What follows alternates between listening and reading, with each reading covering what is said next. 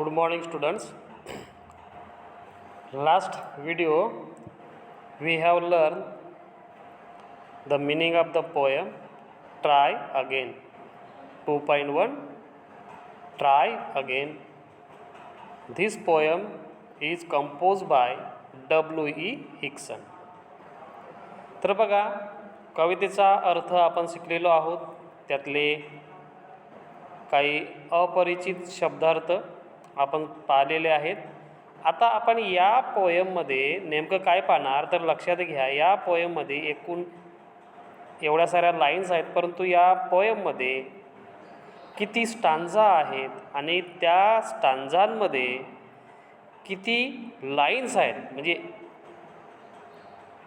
Lines किती आहेत प्रत्येक. Each stanzas have how many lines have each stanzas.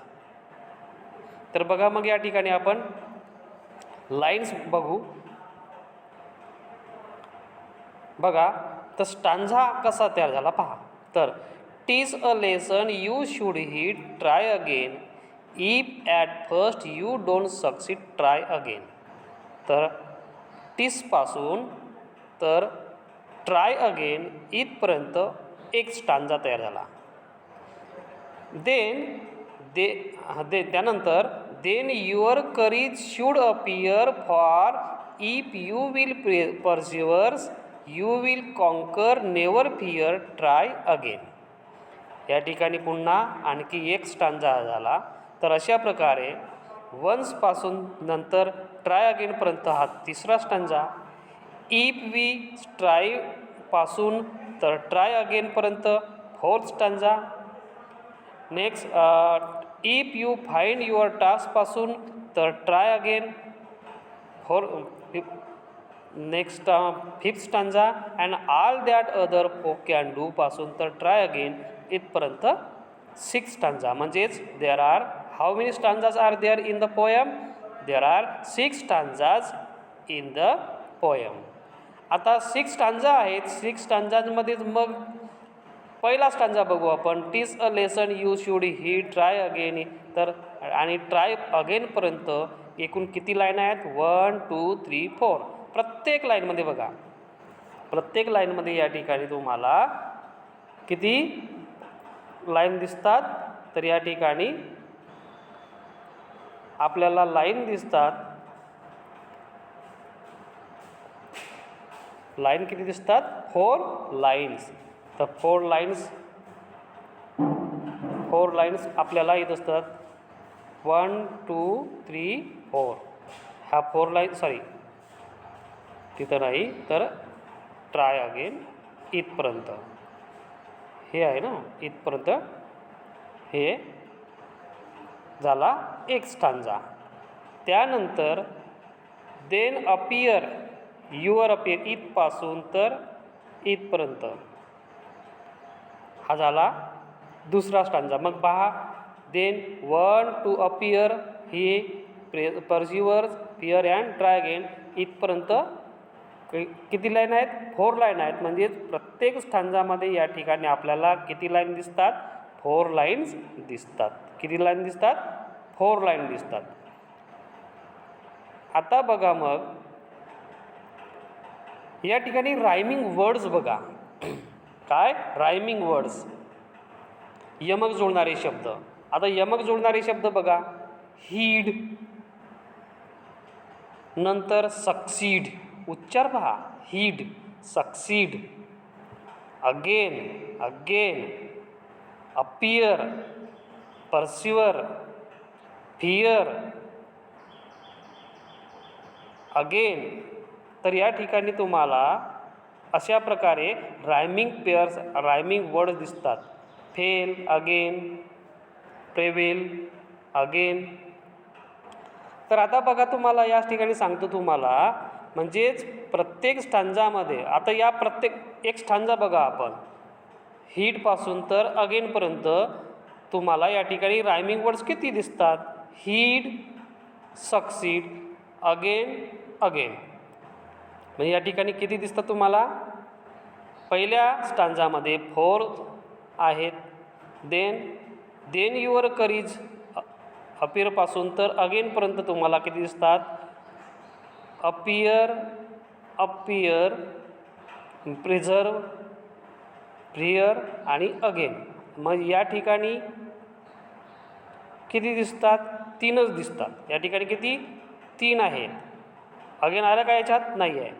Appear, परसिवर्स आणि फिअर म्हणजे हे रायमिंग वर्ड झाले. 3 रायमिंग वर्ड झाले. अगेन जुळतो का त्याच्यासोबत? नाही. म्हणून फर्स्ट स्टांजामध्ये किती आहेत? 4 आहेत. Heed, succeed, again, again. नंतर थर्ड स्टांजा बघा, वन्स ऑर ट्वाईस पासून तर ट्राय अगेनपर्यंत. बघा मग, फेल, अगेन हा आहे, फेल आहे आणि अगेन आहे. उच्चार बघा सारखा. म्हणून या ठिकाणी रायमिंग वर्ड किती आहेत? 4 आहेत. म्हणजे थर्ड स्टांजामध्ये 4 रायमिंग वर्ड्स आहेत. नंतर बघा, इफ वी स्ट्राईव्ह पासून तर ट्राय अगेन हा फोर्थ स्टांजा झाला. म्हणून चौथ्या स्टांजामध्ये किती वर्ड्स आहेत बघू? डिसग्रेस, रेस, केस, अगेन. म्हणून डिसग्रेस, रेस, केस ही या ठिकाणी 3 रायमिंग वर्ड्स आहेत. अगेन जुळतो का? नाही. नंतर इफ यू फाइंड म्हणजे आता 5वा बघा, if you find your task is hard. या ठिकाणी and try again, hard, reward, again, again, again, again. तर अशा प्रकारे या ठिकाणी हा झाला 5वा स्टांजा. म्हणजे किती या ठिकाणी आहेत? 3 आहेत.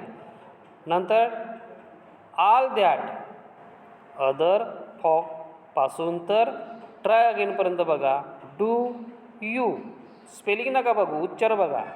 Do you view again.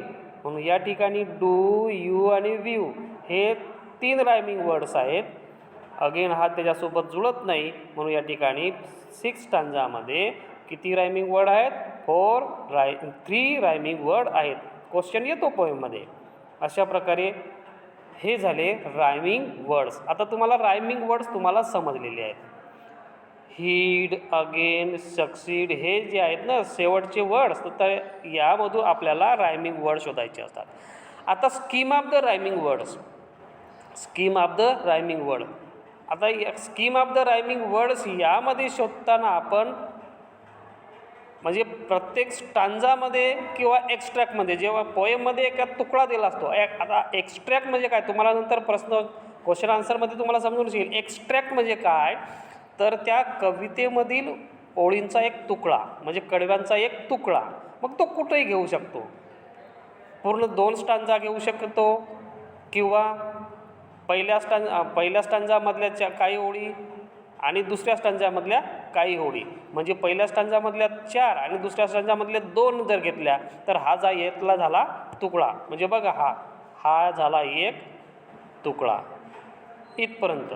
असाही होऊ शकतो किंवा हा असाही घेता येईल आपल्याला, इथंही घेऊ शकता येते. तर अशा प्रकारे या ठिकाणी जे रायमिंग स्कीम जी आहे ती स्कीम कशी आहे तर बघा तुम्हाला आता पूर्ण आपण पाहू इथपर्यंत. कुठं? डिसग्रेसपर्यंत पाहू रायमिंग स्कीम्स काय आहे ते. आता मला सांगा, हीड याला आपण देऊ ए. काय? ए. नंतर सक्सीड याला देऊ ए. सारखं आहे ना. अगेनला देऊ बी. अगेनला देऊ बी. बघा हा बी. अगेन इथे बी. अपियर हा वेगळा आहे म्हणून सी. सी. परसिवर्स सी. सी घेऊ. फिअर हा झाला सी. अगेन कुठं येईल? बी. बी. फेल कुठे येईल? फेल. अगेन हा येईल डी. डीपर्यंत नाही घेऊ आपण, तर इथपर्यंतच घेऊ. इथपर्यंत. फेल अगेन, अगेनपर्यंत घेऊ असं. तर अगेन कुठं येतो? बी. फेल कुठं आला? फेल हा डी घेऊ आपण. फेल डी आणि हा डी चालेल, डी आणि हा इथपर्यंतच घेऊ असा. तर अगेन कुठं आला? बी. बी. आता बघा इथली रायमिंग स्कीम काय आहे? रायमिंग स्कीम्स काय आहे? आता आपण रायमिंग शोधलेले आहेत. कसं कुठं ना कुठं जोडतो? तर ए कुठं आहे?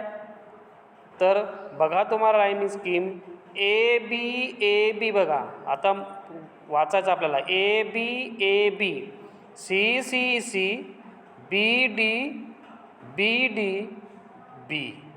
म्हणजे या ठिकाणी ही अशा प्रकारची रायमिंग स्कीम होते. आता पोयममध्ये तुम्हाला एक्स्ट्रॅक्ट दिलेला असतो कडव्यांचा एक तुकडा. तर त्या ठिकाणी तुम्हाला जेवढ्या ओळी दिलेल्या असतील त्यामधून तुम्हाला एक्स्ट्रॅक्ट शोधायचे असतात. आता आपण पाहू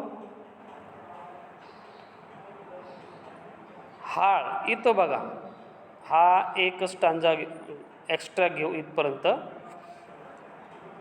कुठपासून आलं? तर if you find your task is hard try again. आता इथपासून आपण रायमिंग शब्द कोणकोणते जोडतात बघा. शब्द बघा, हार्डला आपण देऊ ए, अगेनला आपण देऊ बी, रिवार्ड अवॉर्ड म्हणून इथे ए, अगेन बी,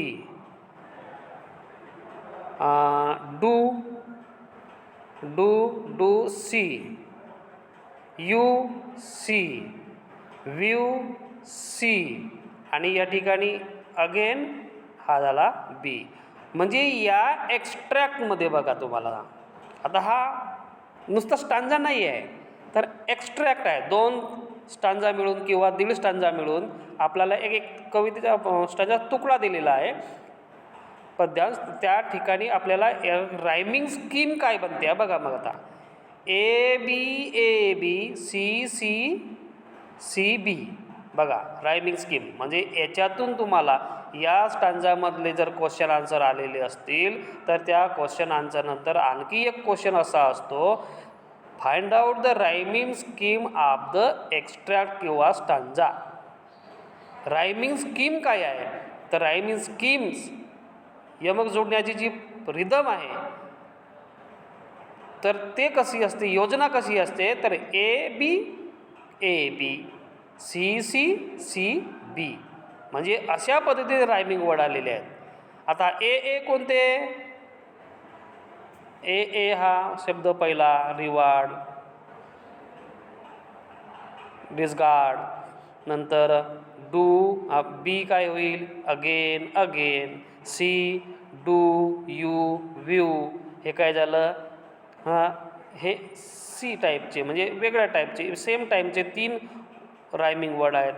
बी हे जे आहेत रायमिंग वर्ड या ठिकाणी अशा प्रकारे या ठिकाणी रायमिंग स्कीम जी आहे ती स्कीम आपल्याला ओळखून लिहायची असते.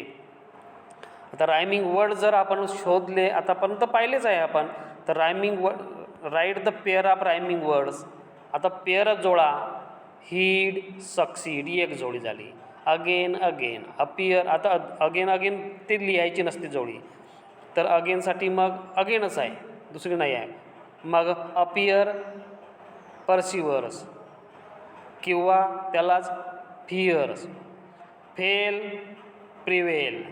Rhyming disgrace, race. डिसग्रेसला रायमिंग पेअर जोडा तर रेस किंवा केस.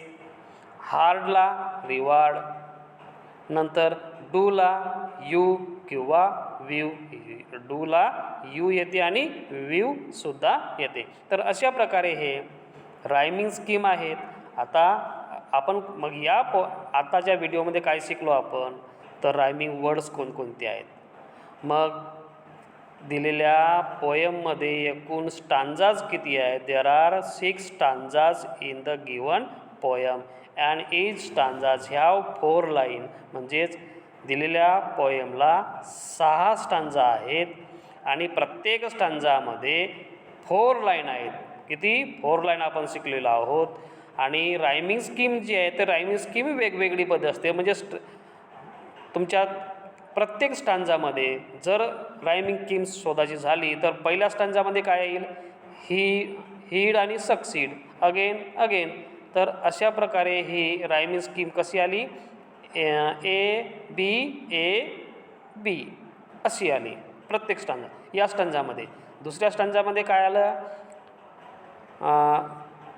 तर अशा प्रकारे ए बी. आता हा वेगळा आहे ना, सी बी म्हणजे वेगळा शब्द घेऊ आपण, अक्षर घेऊ. सी अप वेगळा आहे ना, सी आणि अगेनला बी अगेन. अशा पद्धतीने या म्हणजे सेकंड स्टांजामध्ये अशा पद्धतीने रायमिंग स्कीम आहे.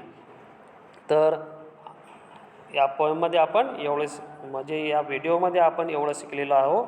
याच्यानंतर येणाऱ्या ज्या काही पोयम्स आहेत त्या पोयम्समध्ये सुद्धा तुम्हाला स्टांजा किती आहेत, रायमिंग स्कीम काय आहे, अशा प्रकारे ते तुम्हाला शोधता येईल. अशा प्रकारे नंतर आपण क्वेश्चन आन्सर बघू.